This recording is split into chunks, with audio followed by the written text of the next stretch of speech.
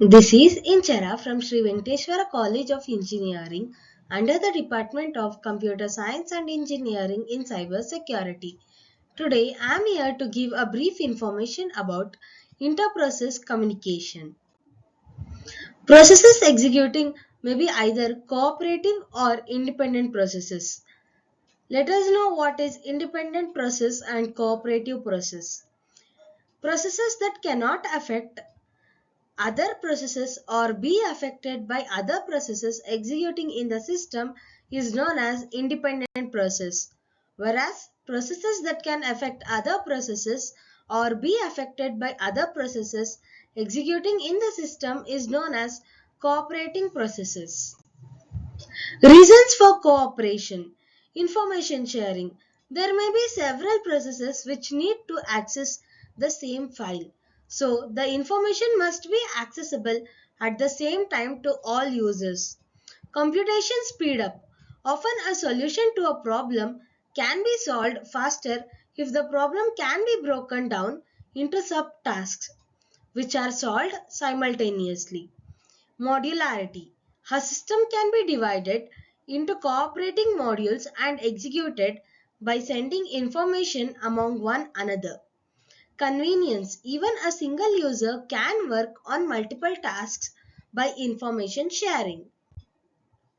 Types of interprocess communication. Cooperating processes require some type of interprocess communication. This is allowed by two models: shared memory systems and message passing systems. Now let us know the difference between shared memory and message passing. A region of memory is shared by communicating process into which the information is written and read is known as shared memory. Message exchange is done among the process by using objects is known as message passing. Shared memory is useful for sending large block of data, whereas message passing is useful for sending small data. System call is used only to create shared memory, whereas system call is used during every read and write operation in message passing. Message is sent faster as there are no system calls in shared memory. Message is communicated slowly in message passing. Shared memory systems.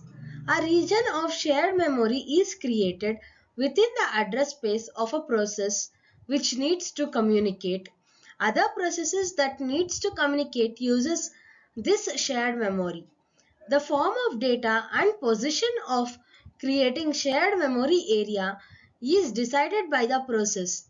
Generally, a few messages must be passed back and forth between the cooperating processes first in order to set up and coordinate the shared memory access. The process should take care that the two processes will the data to the shared memory at the same time. Message passing system is a mechanism to allow process communication without sharing address space. It is used in distributed systems. Message passing system uses system calls for send message and receive message. A communication link must be established between the cooperating processes before messages can be sent. There are three methods of creating the link between the sender and the receiver: direct or indirect communication, synchronous and asynchronous communication, automatic or explicit buffering. Naming. The process that wants to communicate should have a way to refer each other, that is, using some identity. It can be done in two ways: direct communication and indirect communication. Direct communication. The sender and receiver must explicitly know each other's name. The syntax for send and receive functions are as follows: send of p, message. This sends a message to process P. Receive q, message. This receives a message from process Q. Indirect communication uses shared mailboxes or ports. A mailbox or port is used to send and receive messages. Mailbox is an object into which messages can be sent and received. It has a unique ID. Using this identifier, messages are sent and received. Two processes can communicate only if they have shared mailbox. The send and receive functions are send of a comma message sends a message to mailbox A. Receive a comma message receives a message from mailbox A. Synchronization. The send and receive messages can be implemented as either blocking or non-blocking. Blocking is also known as synchronous. Sending process is blocked until the message is received by receiving process or the mailbox. Non-blocking or asynchronous send sends the message and continues. Blocking or synchronous receive. The receiving process is blocked until a message is available.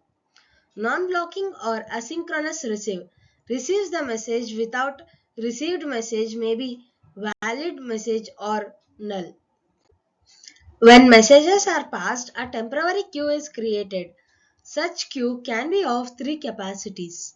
Zero capacity. The buffer size is zero. Messages are not stored in the queue. The senders must block until receivers accept the messages. Bounded capacity. The queue is of fixed size. Senders must block if the queue is full. After sending n bytes, the sender is blocked. Unbounded capacity. The queue is of infinite capacity. The sender never blocks. Thank you.